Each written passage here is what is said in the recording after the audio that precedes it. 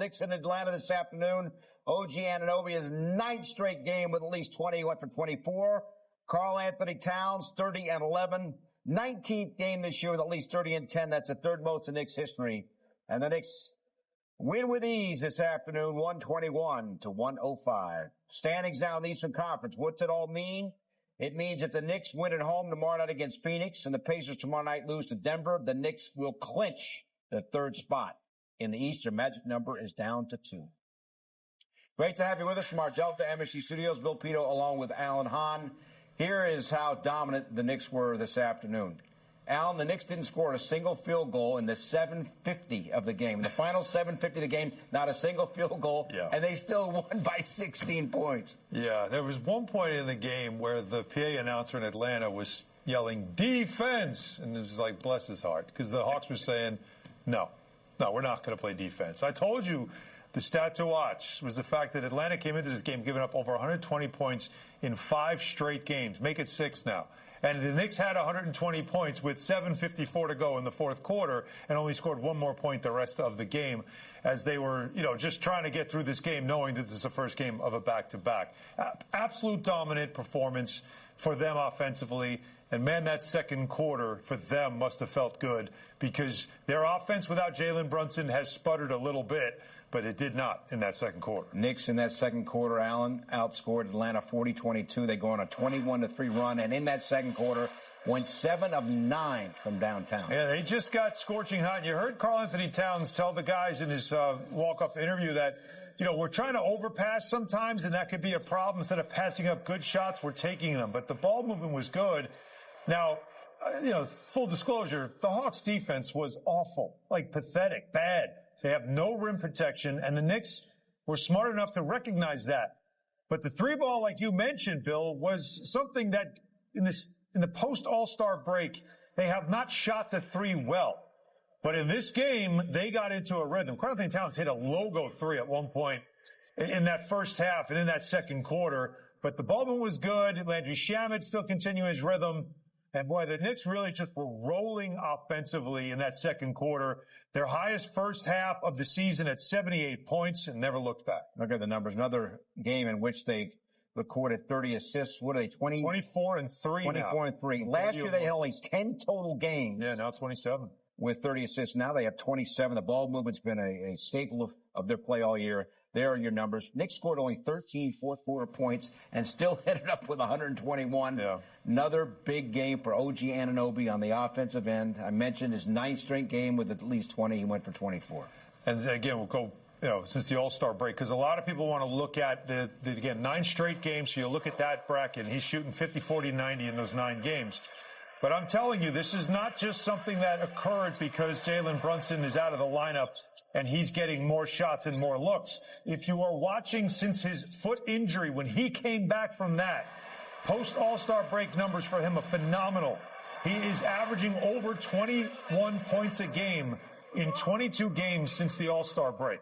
So this is not just a reflection of not having Brunson in the lineup. This is a reflection of OG Anunoby saying that I'm going to get aggressive, that I want to find my shot, that he developed a move to the basket using his power and his strength, the low dribble before he gathers to the rim, and he turned that into something that is a weapon. The three-point shot is something that he's been very good at throughout his career, but it's just his mindset completely different. And so he has been like his numbers since the All-Star break, and we're talking 22 games is more than a quarter of a season. That's All-Star level performance. And I'm forgetting to mention that in this game, he also had 3 blocks and a steal. His defense is also still elite. Now, is his offensive aggression a function of Brunson not being in the lineup? No, I just said that. Like he was doing this before Brunson's injury. His numbers are post All-Star break. But he wasn't getting to the foul line with the consistency. That's the difference. And isn't that a function of being more aggressive? Yes, which is exactly what he said. It's that move that he had developed where he does a drive, and there were a lot of times earlier in the season he would drive the ball, and then if he did not know where to go or didn't have a plan, he'd kind of run out of room if he could not get to the rim. But now when a defense closes off on him, he's bringing the ball low. And then he's exploding up like not a Euro step, but more just a crossover. And when the hands reach in on him, he's drawing fouls. This is something you got to credit him and the coaching staff for spending time this season to find for him a go-to move that he can have to utilize his strength and exploit defense when they try to reach in on him. All right, as for Cat, I mentioned another 30-10 game, 19 now in the year, third most in the history of the Knicks.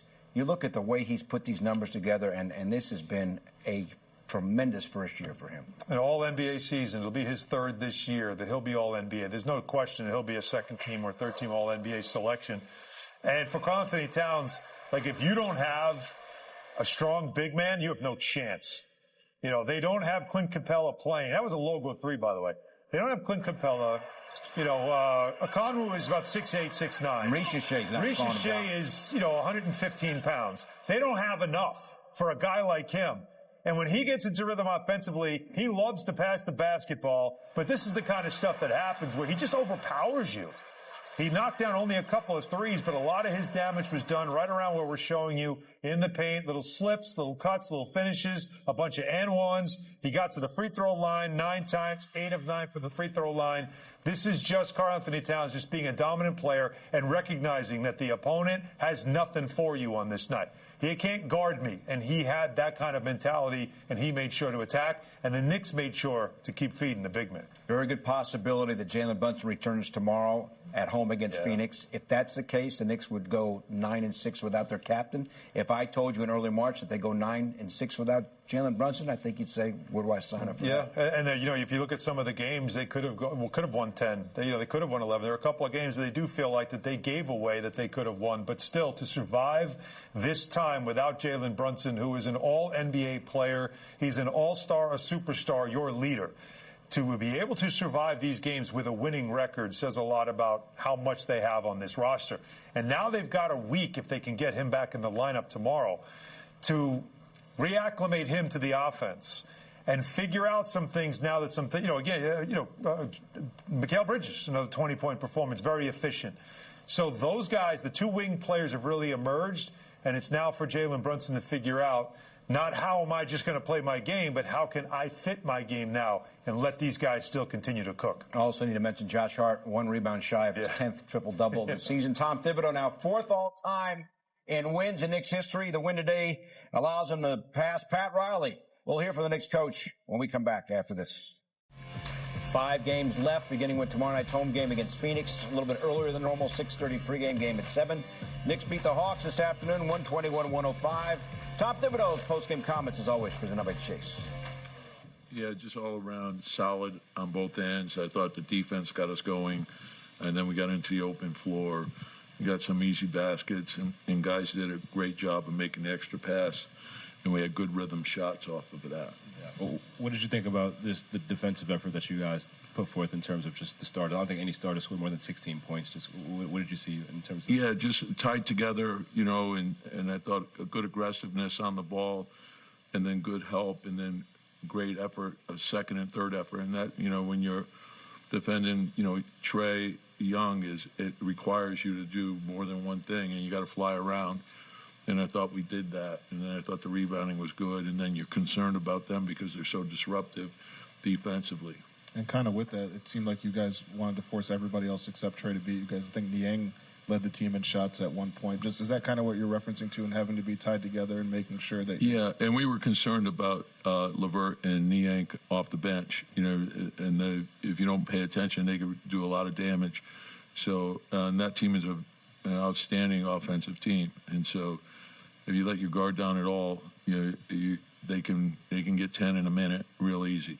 And then offensively, I think every point in the first half you guys scored was either in the paint, a free throw, or a three. I guess, did you just like the quality you guys were getting? Yeah, I thought the transition was huge for us. And then I thought the playmaking, but not only the playmaking, the cutting. And oftentimes the guy who was making the cut, it created movement for us and also created openings on the weak side. And those were the rhythm shots that we wanted.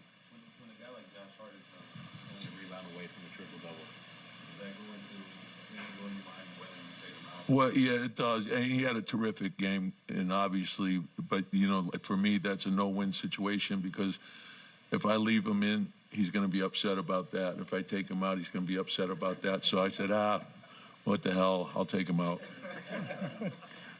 With the way OG is playing right now, obviously, like, the scoring numbers have been awesome for him the last however many games.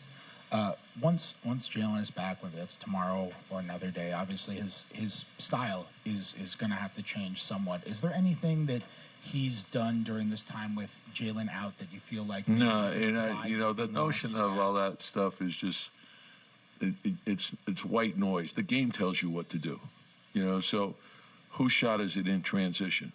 The open man, right? So, and if there's two on somebody, whose shot is it? Right, you have the responsibility as a primary scorer to make the right play. So, the notion that it has to be this way, that way. No, there has to be a willingness to sacrifice by everybody.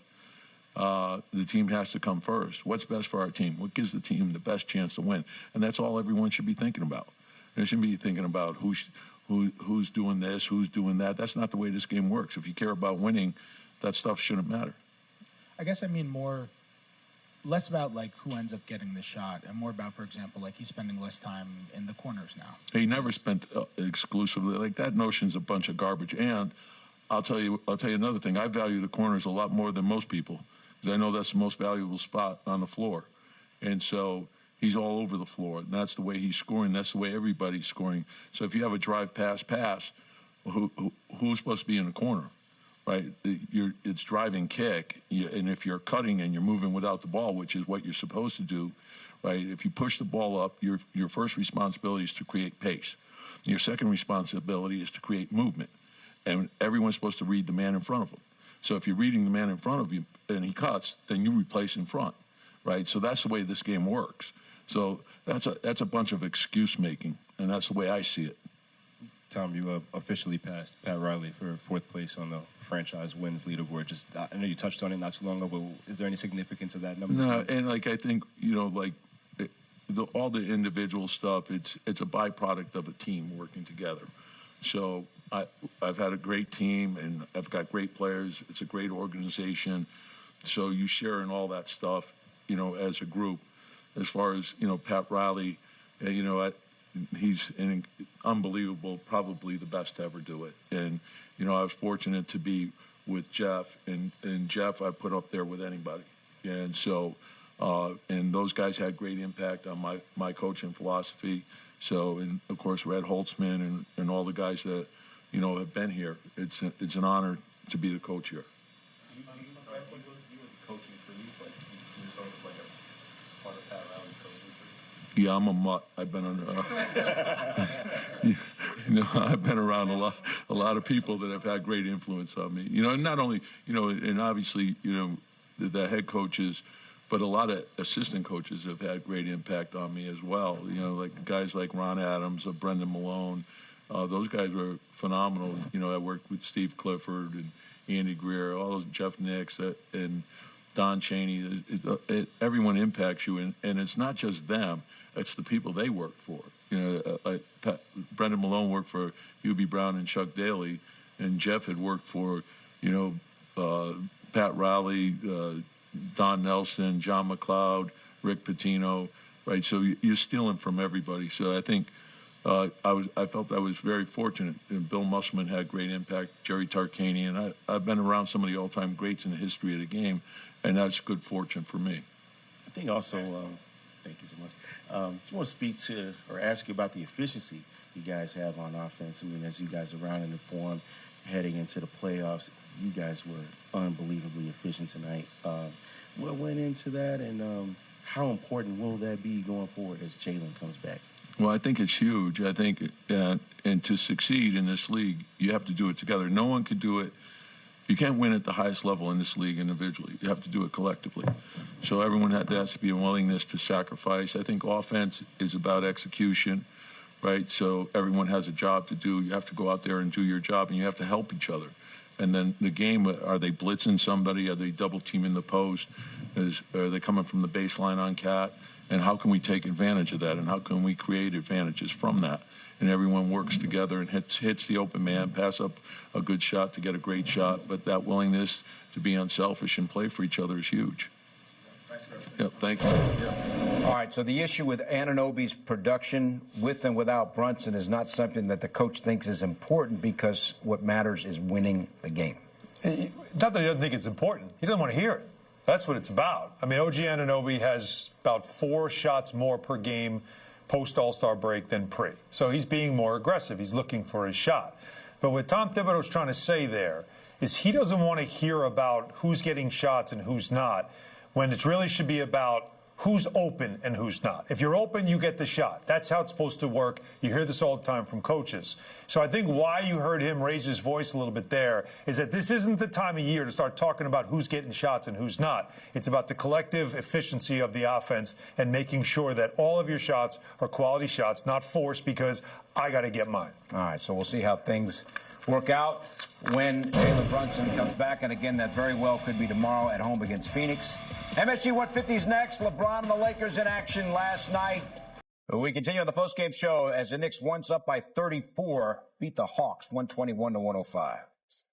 Time now for the Audi MSG 150 final, the fastest 150 seconds in the National Basketball Association. Everybody talks about OKC. Don't forget about Houston. Jalen Green, 34 for the Rockets last night. Jalen Williams, slick behind the back, dribbling land. He's a leady at 33. Look at that move again. Alperen Şengün, big man for the Rockets. Great passer. Amen Thompson. Şengün also scored 31. Houston wins 125-111. They snap OKC's 11-game winning streak, Alan. That's impressive, but not surprising. They play hard, and in Houston, that place was rocking. Nikola Jokic for Denver against Golden State. Does he not have eyes in the back of his head? He had 33 points, 12 rebounds, 9 assists. Jimmy Butler for the Warriors had 19. When he and Steph play together, the Warriors are now 20-2. How about them, Alan? Curry in this game had 36. Watch them in the playoffs, man. They're playing really well. They blow out Denver 118-104. Curry and the Warriors are rolling right now. Speaking of other teams in the West, Lakers in New Orleans, young fan in a shooting contest. Oh, that's a situation. Wedgie. Yes, LeBron James says, that clock's ticking on his attempts. So LeBron gets him back to basketball. LeBron also set up Austin Reeves here. Reeves had 30 points. LeBron 27 points. Luka Doncic 35 points.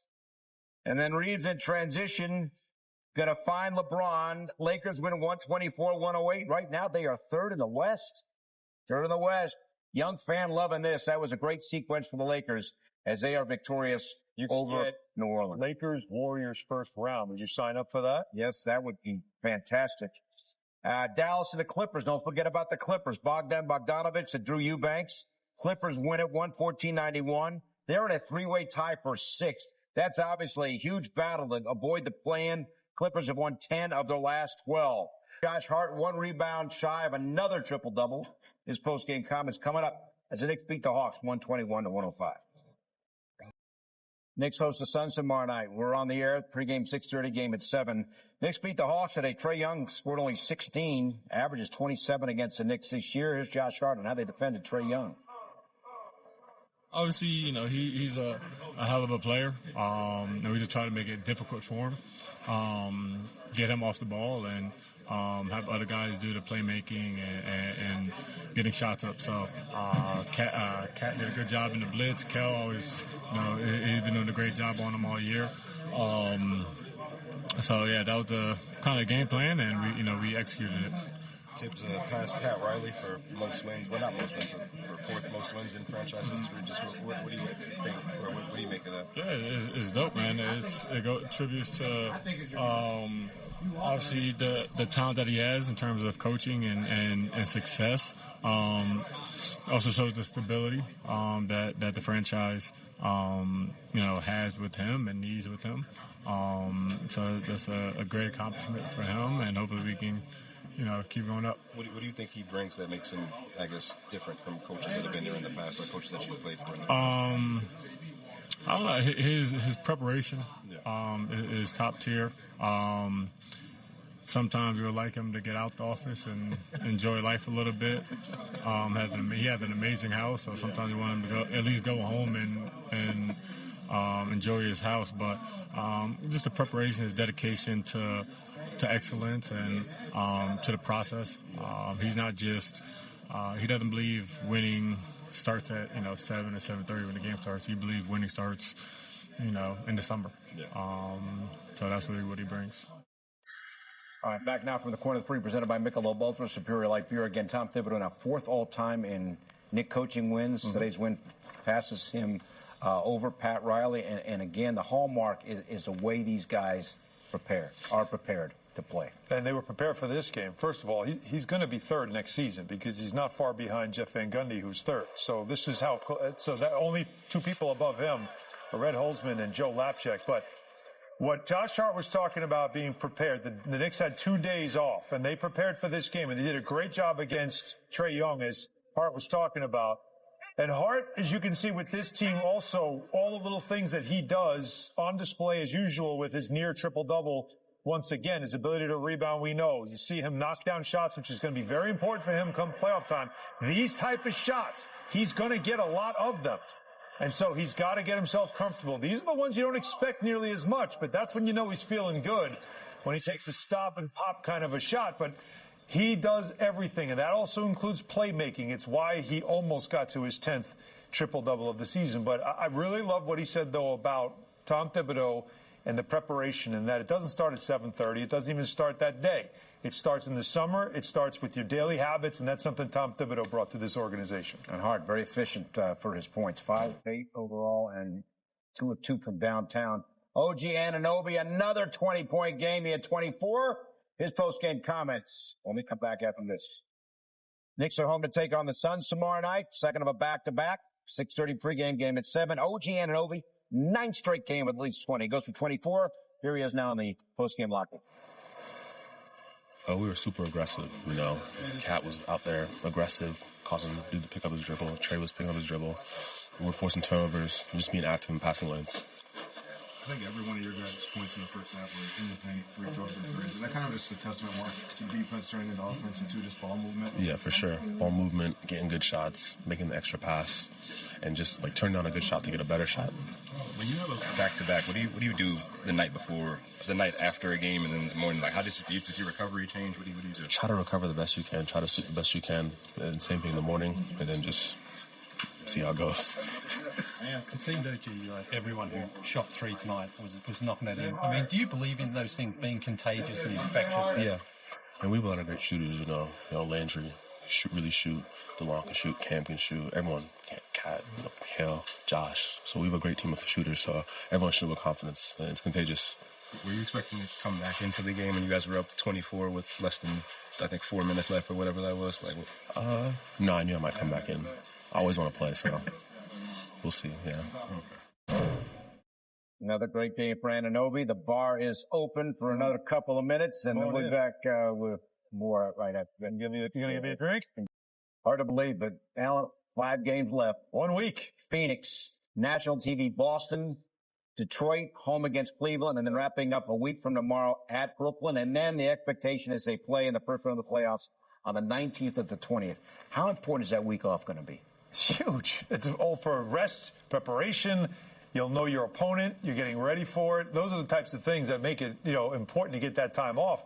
But you're seeing right there in the schedule, 2 lottery teams sandwiched in between. Boston, haven't beaten them yet. Cleveland, haven't beaten them yet. Detroit could be a first-round matchup. All right. Those 3 games are going to be intriguing to watch as the Knicks hope to be whole for them. All right, so let's say the Knicks are whole for them. Yeah.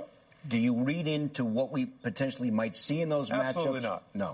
No, because you don't want to show all your cards. You might want to try a couple of things out, some matchups, some lineups. But is it important for their psyche to do better against That's what I'm thinking. The Celtics? I think that for the Knicks, because everybody knows the 0-6 number, that's the narrative. It's hanging over them right now.